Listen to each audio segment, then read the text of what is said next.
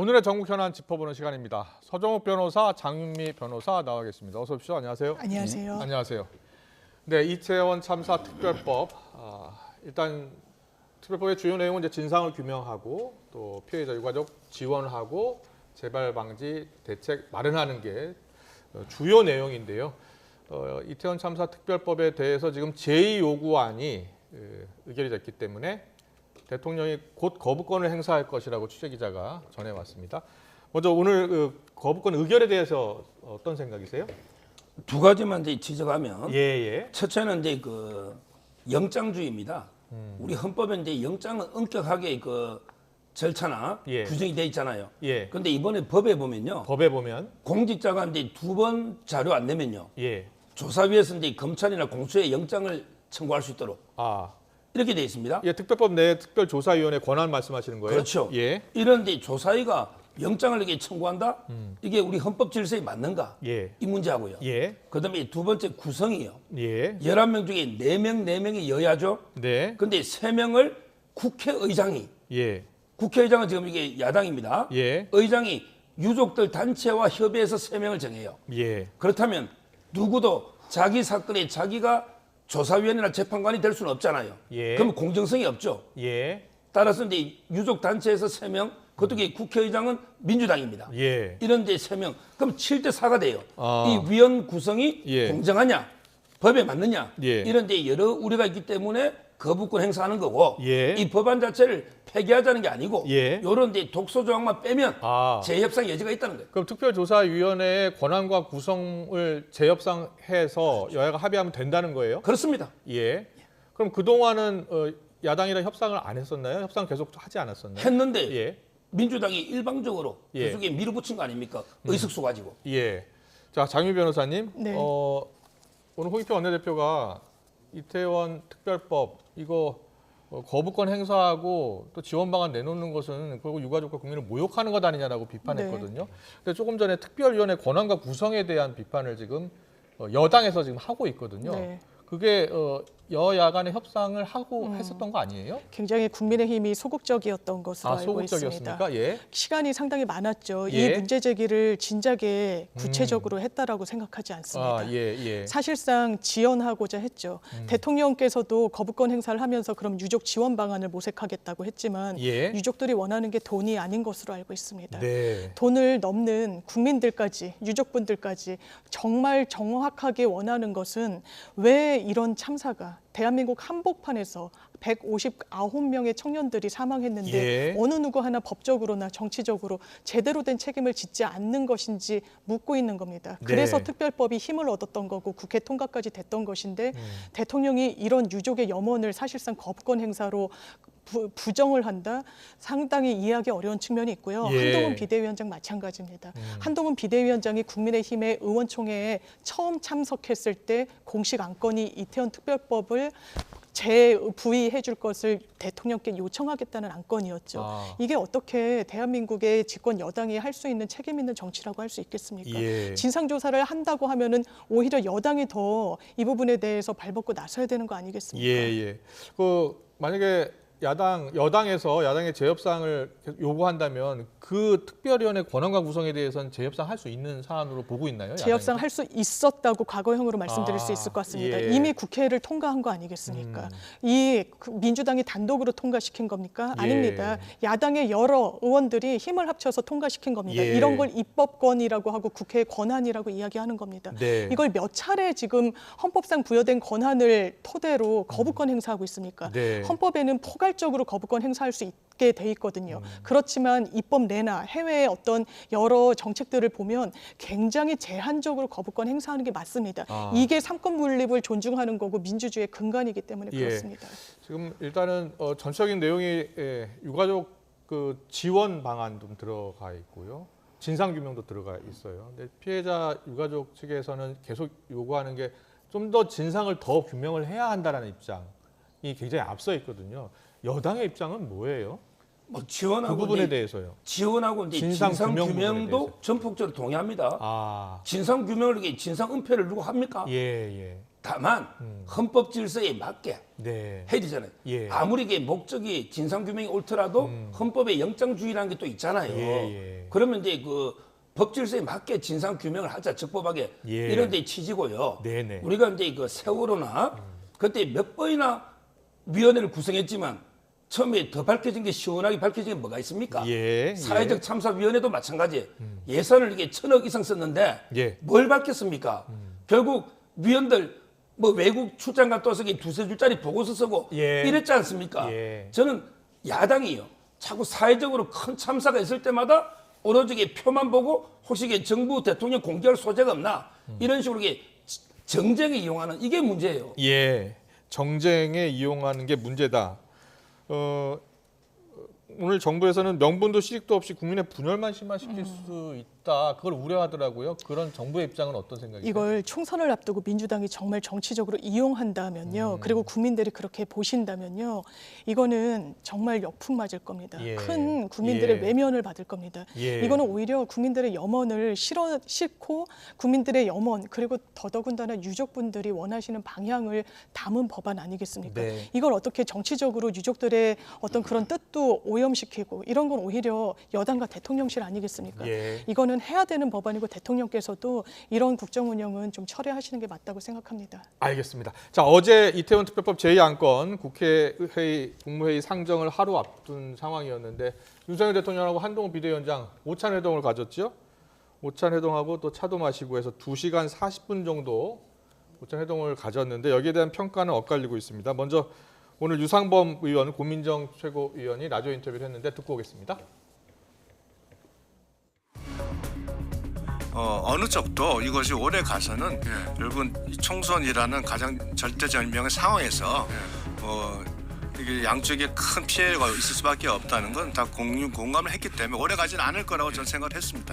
그 어제의 그 모습은 결국은 마치 잔불처럼 계속 언론에서 갈등 잔재설 계속 여진 이런 식으로 하는 모습을 정리하는 차원에서의 회합이었다. 그 자리에는 윤재욱 원내대표, 비서실장 다 같이 참석하면서 그걸 정리하는 모습이다 이렇게 생각합니다. 그러니까 한동훈 위원장이 뭔가 윤석열 대통령에게 항의하고 뭔가 소신 있는 정치인으로서 이제 급부상하나라는 기대감을 잔뜩 실어줬는데. 확인된 거는 윤석열 대통령의 엄청난 힘을 다시 한번 확인했고 그래요? 그리고 김건희 여사에 대한 문제는 한동훈 위원장이 하나도 받아낸 게 없잖아요. 이후에 이수정 교수의 발언만 보더라도 납작 엎드린 거 아닙니까? 그전에는 사과해야 된다고 했던 분들마저도 결국은 마리 앙뚜아네트의 승리죠. 네, 어제 그 두 사람의 회동을 놓고서 이제 윤한 갈등과 관련해서 어느 정도 해소되는 그러한 만남이었다라는 분도 있습니다만 아직은 ING다라고 생각하는 분도 있고요. 어제 만남에서 김건희 여사 문제를 이야기했을 것이다라는 관측도 있었지만 없었다고 발표하면서 어제 회동에 대해서 고민정 최고위원은 마리 앙뚜아네트의 승리라고 이렇게 표현을 했어요. 자, 먼저요. 어제 2시간 40분 동안 민생 문제를 주로 얘기했고 시간이 부족했다라고 한동훈 위원장이 그렇게 이야기하더라고요. 어제 모임은요. 이제 한 문장으로 정리하면 민생과 정책으로 하나된 이런 모임이다. 네. 민생과 정책으로 윤 대통령과 한 위원장이 원팀 하나가 된 이런 데 자리입니다. 네. 어제 뭐 공천 이야기 지금 이제 참석자가 몇 명인데 공천은 이게 그 법에 반할 소지가 있는데 그렇게 많은 사람이 있는 데서 독대도 아니고 공천 이야기 하겠습니까? 그리고 이제 뭐 김건희 여사 문제 더 이상 할 이야기 뭐 있습니까? 한 위원장은 이제 처음부터 국민의 눈높이, 국민의 우려가 있다. 일관된 입장이잖아. 거기에 뭘 더 언급하고 의논할 게 뭐가 있습니까? 저는 어제는 이제 그 철도 지하화라든지 또는 이제 주택 문제나 중대재해법 이런 데 민생과 관련해서 당정 간에 이런 데 그 협의가 있었다. 이렇게 믿어야지. 자국의 근거도 없이 의심하면서 가짜뉴스를 퍼뜨리는 야당의 모습이 참 안타깝다는 생각이 들고 아마 이제 고민정 의원은 제가 보니까 전공이 중국어과인가 어디 놓던데 마리 앙뚜아네트가 어떤 분인지도 잘 모르는 것 같아요. 좀 이게 역사 공부부터 좀 하고 평가하세요. 자, 그럼 장윤 변호사 평가해 주세요. 그러니까 아마 대통령실의 말대로 민생만 이야기했다고 하더라도요. 좀 믿기 어려운 측면이 있는 건 사실입니다. 왜냐하면 불과 얼마 전에 서천에서 올라오면서 계속 민생 이야기 나눴다는 거잖아요. 고위 당정을 통해서도 민생에 대해서는 당과 정부가 협의할 수 있는 통로가 정례화돼 있습니다. 그러니까 굳이 이 만남, 설사 민생 이야기만 나온 게 맞다고 하더라도 그 정치적 함의를 대통령실이 몰랐을 리 없는 거죠. 그렇다면 그 정치적 해석을 어떻게 하는 것이 맞겠는가와 관련해서는요. 지금 한동훈 비대위원장의 발언이 어디에 멈춰서 있는지를 봐야 될 겁니다. 처음에 눈높이 이야기했었죠.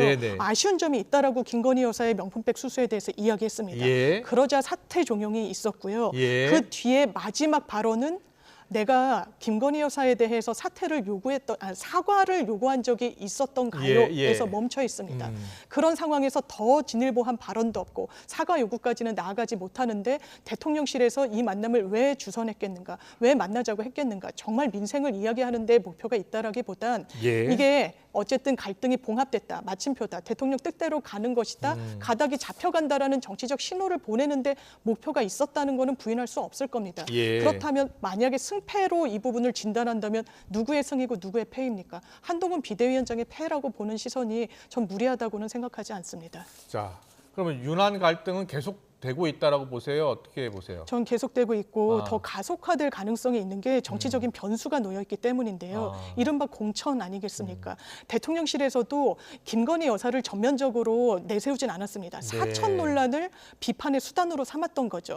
그렇다면 계속해서 한동훈 비대위원장의 실수를 사실 성동을에서도 하고 있는데 그 부분과 관련해서 갈등은 계속 잔존하고 있다. 큰 불이 꺼졌다고는 이야기하지만 언제든 잔불이 큰 불로 번질 수 있다. 이렇게 생각합니다. 을 관련해서 잠시 뒤에 한번 더 이야기해 보고요. 그 윤한 갈등이요. 지금도 계속될 것 같다. 더 커질 수도 있다라는 분석도 있어요. 어떻게 보세요, 변호사님은? 계속 이제 그 윤한 갈등을 좀 부추기고요. 오히려 이제 그 둘 사이를 분열시키려는 이런 이제 그 세력들이 많이 있는데 그 희망 사항이고요. 제가 알기로 이제 윤한 관계는요. 오히려 이제 옛날보다 더 돈독해졌어요. 그래요? 무슨 말이냐면 이제 그 갈등을요 창조적으로 생산적으로 잘 갈등을 해소하면요 오히려 이제 비가 온 뒤에 우후 지실 땅이 더 굳어집니다. 이 말은 이제 두 분이 이번에 한번 폭풍을 치고 비가 소나기 내린 거 맞아요. 근데 오히려 더 땅은 아주 굳어져서 옛날에는 이게 눈에 넣어도 안 아플 사이인데요. 지금은 이제 같이 목숨을 바쳐도 안 아플, 이 말은 이제 완전히 운명 공동체, 정치적으로는 한 몸 이게 됐다. 그래서 갈등이 해소된 정도가 아니고 옛날보다 더 굳건한 신뢰관계, 동지의 관계를 회복해 때려보면 돼요. 한동훈 비대위원장이요. 김건희 여사 관련 문제에 대해서는 국민 눈높이 차원에서 봐야 한다. 아쉬운 점이 있다라는 이야기했고 기자들이 계속 물으니까 자신의 생각엔 변함이 없다. 그동안 말씀드린 대로다 정도의 입장이고요. 그리고 사과를 요구해야 되느냐는 기자들의 질문에는 나는 사과를 해야 된다라고 말한 적이 없다라는 입장이에요. 그러니까 한동훈 위원장의 생각은 변화가 없는 건데 거기에 대해서 더 관련 발언을 지금 자제하고 있거든요. 어떻게 보세요? 왜 그렇게 말을 아끼는 것 같아요? 지금 이제 그 국민이라는 게요. 이제 물론 이제 그 윤석열 대통령 지지하는 국민도 있고, 그다음에 비판하는 반대하는 국민도 있고, 뭐 이제 중도도 일부 있을 겁니다. 따라서 이제 국민을 일반화시킬 수는 없는데 저는 국민 눈높이라는 게 결국 이제 이번에 경호가 이래 뚫릴 수 있냐? 이 목사를 이게 처벌해야 된다. 어떻게 이 대통령실을 이렇게 몰래 속여서 이게 도청기 들고 들어갈 수 있냐? 이게 전 세계 우선거리잖아. 이런 이제 경호가 뚫린 거. 그다음에 제2부속실이나 감찰관을 두세 개 제도대로 정비하자. 이렇게 보는 게 오히려 보수 자유파의 대다수 국민의 눈이고요. 한동훈 위원장이 말한 국민 눈높이도 그렇게 해석하면 돼요. 이걸 자꾸 사과 요구처럼 이렇게 갖다 붙이면 경강부회랍니다. 이러면 안 돼요. 알겠습니다. 그런데 최근 언론 보도를 보면 윤석열 대통령이요. 김건희 여사 관련 문제에 대해서 직접 입장을 표명하는 자리가 있을 것이다라는 보도가 계속 나오고 있습니다. 그래서 지금 설을 앞두고 신년 대담 형식으로 입장 표명할 가능성이 있다라는 보도가 나오고 있는데 입장 표명이 있을 것으로 예상하세요? 저는 당연히 해야 되는 대통령의 의무라고 생각합니다. 네. 그것도 특정 언론사와 뭐 대담 형식으로 한다는 건 상당히 그 의미가 퇴색할 수밖에 없죠. 네. 1대1로 한다고 하면 먼저 질이나 이런 게 열린 방향으로 설정될 수는 없는 거 아니겠습니까? 예. 미리 어떤 질문을 받을지, 내가 어떤 그 기조로 답변을 할지가 다 정해진 채로 국민들께 답변 드리는 게 이 상황에서 어떤 의미가 있습니까? 예. 열린 채로 정확하게 대통령께서 말씀하셔야 되는 겁니다. 이게 어떻게 김건희 여사가 피해자입니까? 교통사고 피해자의 대비를 하는데요. 예. 정확하게는 이동식 속도 위반 카메라에 속도 위반을 한 차량이 담긴 셈인 거죠. 예. 저도 몰래카메라는 형식 동의하기 어렵습니다. 부적절하죠. 다만 명품 가방을 수수한 게 그게 용납할 수 있는 일입니까? 국민 상식과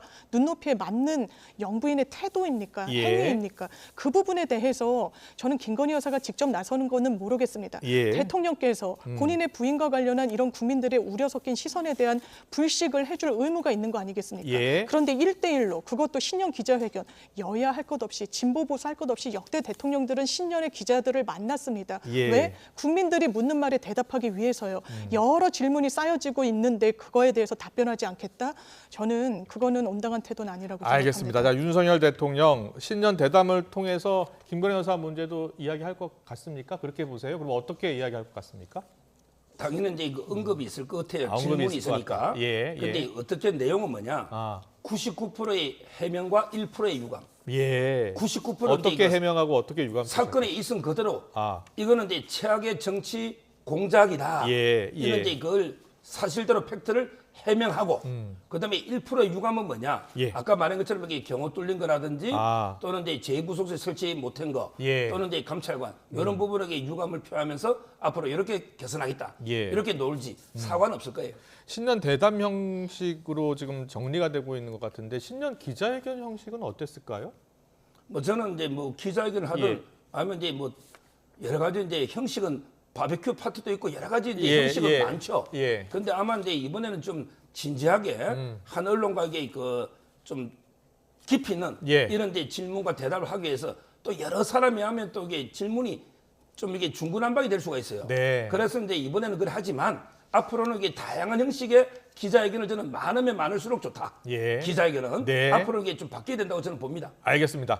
이런 가운데 민주당이요 윤석열 대통령과 이관섭 비서실장을 공직선거법 위반으로 경찰에 고발했습니다. 두 분 다 법조인이시니까 자 일단 보면 네. 민주당 같은 경우에는 공직선거법 9조 85조 위반이라는 맞습니다. 거잖아요. 구체적으로 어떤 내용이에요? 일단 공직선거법 9조에 보면 예. 이 공직자가 그 선거에 부당하게 영향력을 행사하면 안 된다고 돼 있고요. 예. 85조 같은 경우에도 정치적 중립을 지켜야 하는 자가 선거에 영향을 미치는 행위를 하면 형사처벌 받도록 돼 있습니다. 예. 5년 이하의 징역형으로 선거법에 규정이 돼 있는데요. 여기서의 하나의 기점은 한동훈 비대위원장이 제가 사퇴 요구를 거절했습니다라는 것입니다. 예. 이게 상당히 의미심장할 수밖에 없는데요. 예. 일단 대통령실이 그리고 대통령의 의중을 실은 비서실장이 비대위원장, 당 대표직 아니겠습니까? 사퇴를 하라 마라 할 수 있는 권한이 없습니다. 네. 그 부분과 관련해서 뭐라고 하면서 사퇴를 종용했다고 나오고 있습니까? 네. 이 사천 논란, 공천과 관련해서 제대로 관련하지 못하는 거에 대한 어떤 책임을 물어야 된다는 취지가 깔려 있었습니다. 네. 그럴 수 있는 법적 권한이 없다라는 게 공직선거법의 이 규정 내용입니다. 예. 이 부분을 판단을 받아봐야 될 필요가 있고 한동훈 비대위원장이 사실상 이 부분을 인정해 준 셈이기 때문에 예. 그리고 누구보다 잘 알고 있습니다. 직권남용 등등으로 여러 정치인들을 기소했었기 때문에 예. 굉장히 정치적으로 파급이 있을 거라고 네, 생각합니다. 한동훈 비대위원장은 오늘 그 얘기를 물어봤더니 대통령 아바타라고 보지 않았나? 제가 아바타면 당무 개입이 아니지 않나요라고 이야기하긴 했는데 이제 본인이 검사 출신이기 때문에 더 잘할 것 같아요. 그런데요, 실제로 사퇴 요구를 거절했다는 표현을 본인이 직접 했잖아요. 그래서 이게 증거 아니냐 이렇게 야당에서는 보는 것 같아요. 사퇴 요구도 이게 여러 가지 강도가 있잖아요. 예. 억박질러서 막 칼 들고 사퇴 강압할 수도 있는 거고 아니면 이제 대통령이 그냥 지지를 철회한다고 합니다. 예. 이렇게 할 수도 있는 거고 예. 이거는 이제 뉘앙스가 다 다른데 예. 그 말을 그 전문점거 하나 들은 걸로 이게 고발한다? 이게 말이 됩니까? 예. 지금 대통령은 형사소추 특권 때문에 네. 어차피 이게 3년 내에는 수사나 기소가 불가능하잖아요. 예. 지금 이게 고소해놔봤자 이거는 희화시키는 거고요. 그다음에 진짜 선거 개입의 취지는 뭐냐? 예. 이런 거예요. 아. 예를 들어 이게 대통령이 예. 송철호 시장 당선을 위해서 하명 수사를 한다거나 예. 공약을 만들어 준다거나 이런 게 야당을 파괴하는 이런 게 원래 선거 개입이죠. 예. 대통령이 1호 당원인데 아니 한동훈 위원장 지지하든 철회하든 그거는 당원으로서 이게 얼마든지 의사 표시할 수 있는 거예요. 예. 이게 야당을 파괴하는 공작이 아니잖아요. 옛날에 문재인 대통령 때 송철호 건, 그다음에 옛날에 노무현 대통령은 아예 그냥 열린 우리당이 아주 압승했으면 좋겠다. 예. 이래가 탄핵까지 의결은 됐잖아요. 예. 이것도 처벌 안 됐어요. 법률가로서 법률 용어를 잘 알기 때문에 그 지지 철회와 사퇴 요구는 정확하게 구별할 수 있지 않았을까요? 그러면 지지 철회가 아니라 사퇴 요구라고 언급을 해서 예. 근데 그게 뭐 법적으로 문제가 전혀 안 되니까 한 위원장이 그렇게 신경 써서 예. 말할 이유가 없잖아요. 예. 저는 남한테 들은 이야기 하나 가지고 공당이 이렇게 대통령 고소하는 이게 전 세계 창피 웃음거리입니다. 알겠습니다. 다음 이슈 넘어가겠습니다. 한강 벨트 가운데 특히 중성동 갑 여야 거물급 정치인의 출마로 지금 뜨겁습니다. 운동권 출신의 86 리더 문재인 대통령의 비서실장이죠. 임종석 전 의원, 임종석 전 비서실장, 그리고 운동권 정치를 비판해온 경제 전문가 윤희숙 전 의원. 공천 확정 전이지만 서로를 향한 설전이 이미 시작됐습니다. 직접 들어보겠습니다. 임종석 전 실장이 어제 페이스북에다 또 글을 썼는데 한동훈은 나라 경제를 망친 윤석열 정부의 사과부터 하고 경제를 입에 올리지 마라 뭐 이런 글을 썼어요. 네.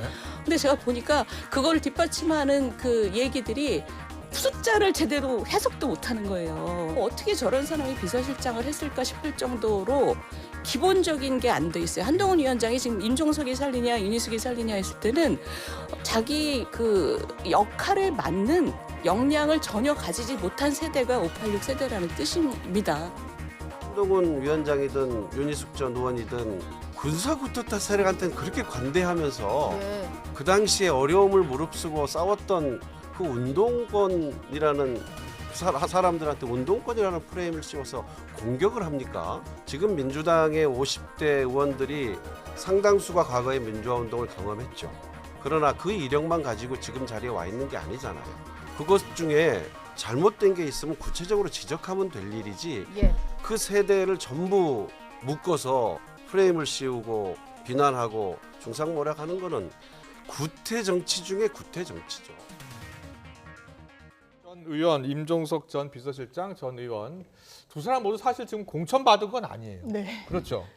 그런데 공천 받은 것처럼 이제 이야기하고 그래서 이게 또 이 사천 논란 뭐 여기까지 지금 네. 나오고 있는 것 같은데요. 자, 먼저 윤희숙 전 의원, 임종석 전 비서실장 대결 가능성이 높다고 보세요? 저는 좀 열려 있다라고 보이긴 그래요? 하는데요. 예. 그러니까 이 지역이 민주당 같은 경우에는 전략 선거구로 지정이 됐고요. 그렇다면서요. 예, 예. 홍익표 의원이 이제 3선을 했는데 다른 지역구로 이제 옮겨가면서 공석이 됐기 때문에 이제 전략 이제 공천 지역이 됐고 윤희숙 의원도 본인이 출사표를 던졌지만 용산 그 행정관 출신의 법조인이 이미 예비 후보 등록을 하고 이 지역에서 터잡고 있었습니다. 그렇기 때문에 뭐 누가 된다 안 된다는 모르겠지만 워낙에 중량감이 있는 정치인이 이곳에서 맞붙게 될 수도 있다라는 것만으로 상당히 좀 화제가 되는 것 같은데 네. 저는 국민의힘이 총선 전략으로 운동권 청산을 이야기하는 게 상당히 좀 의아합니다. 이게 국정의 과제인가요? 집권 여당이 지금 운동권 청산한다는 게 어떤 의미가 있습니까?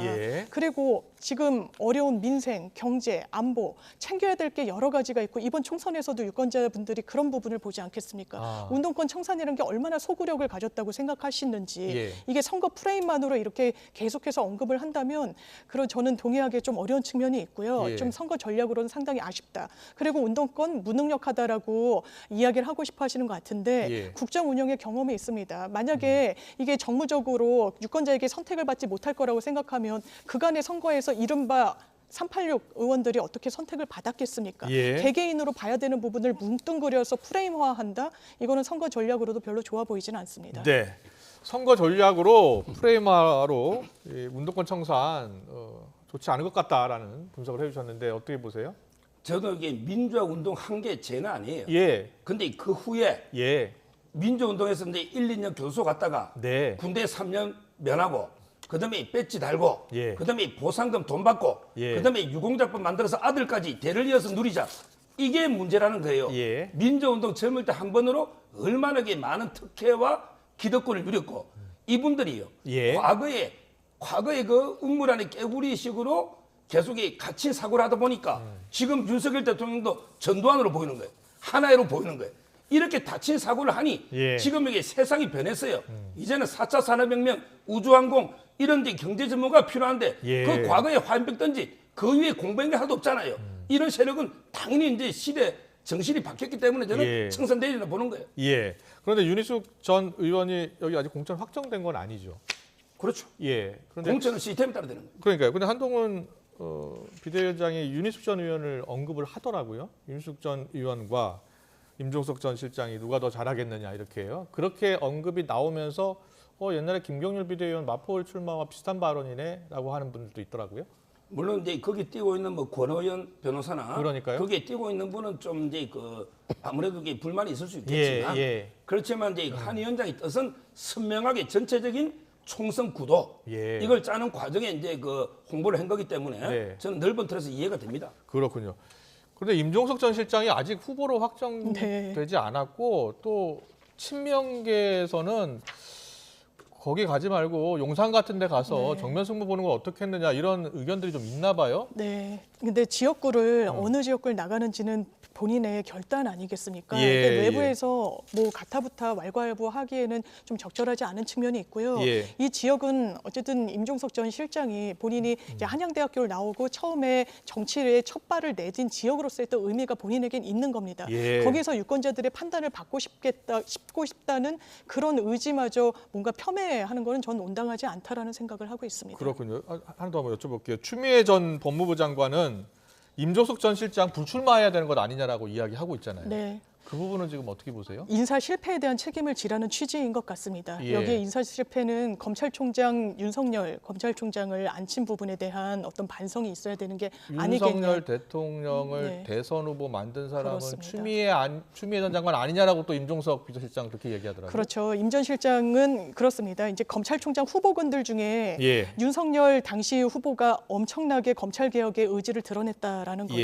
예. 그리고 다른 후보군들과 다르게 다른 경쟁 후보자들과의 자신의 대비점을 굉장히 어필했다라는 보도도 있습니다. 예. 그렇다면 그 부분을 믿은 부분, 나중에 결과적으로는 이제 뒤통수를 맞았다 이런 표현을 쓴 것으로 알고 있는데 예. 그런 거에 대한 책임이 큰지 추미애 전 장관이 이런 지적을 하는 건 사실 어색해 보이는 부분이 있죠. 예. 윤석열 대통령이 상당히 정치적 체급을 커지게 하는 부분에 있어서 일조했다는 평가에는 동의를 하는 분들이 많이 계시기 때문에요. 예. 이렇게 자당해서 공격을 이어가는 건 별로 적절해 보이지는 않습니다. 예, 적절해 보이지 않다. 근데 이와 관련해서 이재명 대표가 관련해서 언급은 없었죠. 없었은 것으로 알고 있습니다. 서정욱 변호사님은 어떻게 보세요? 지금 지금 어떻게 되고 있는 거예요? 지금- 일단 임종석 전 의원이 공천 받을 수 있을 것 같아요, 없을 것 같아요? 저는 없다 봐요. 공천 받을 수 없을 것이다. 벌써 예. 이제 이재명 강성지지층 소위 개딸 있잖아요. 예. 이현주를 전략 공천해라. 이현주. 이현주 의원이요? 전 예. 의원? 예. 이런 데 주장이 막 게시판이 많이 올라오고요. 예. 저는 추미애 전 장관이 이제 공천을 받기 위해서 예. 그래서 계속 친문 공격을 하고 있는 거예요. 이재명 대표한테 본인 공천 받으려고 계속 친문을 공격하는데 예. 윤석열 대통령을 만드는데 가장 1등 공신 한 명만 꼽으라면요. 예. 조추박입니다. 성이 조시고 이름이 추박이 아니고 예. 조국, 조국 추미애, 전 박범계, 장관? 조추박. 예, 추미애 전 장관. 다 법무부 장관이네요. 이분들이 완전히 뭐 뺑덕 어머니가 또는 이게 팥쥐 엄마가 이게 팥쥐 괴롭히듯이 예. 윤석열 대통령을 완전히 지휘권 발동해가지고 그때 조자룡 헝칼 쓰듯이 막 계속 지휘권 발동하고 징계하고 했잖아요. 예. 그때마다 윤 대통령 지지율이 쭉쭉 올라갔잖아요. 예. 저는 조국, 추미애, 박범계 이분들이 윤석열 대통령을 만들어 놓고 오히려 이제 문재인 대통령이나 임종석 실장한테 공격한다 이래 봅니다. 그렇군요. 네. 자, 일단 뭐 두 분의 전망이 좀 엇갈리고 있는 것 같아요. 예, 임종석 전 의원 일단 뭐 공천을 받지 못할 것이다라고 보는데 뚜껑 열어봐야지 하니까요. 오늘 정치권 이슈는 여기까지 듣겠습니다. 지금까지 서정욱 변호사, 장유미 변호사와 함께 정치권 이슈 짚어봤습니다. 잘 들었습니다. 감사합니다. 감사합니다.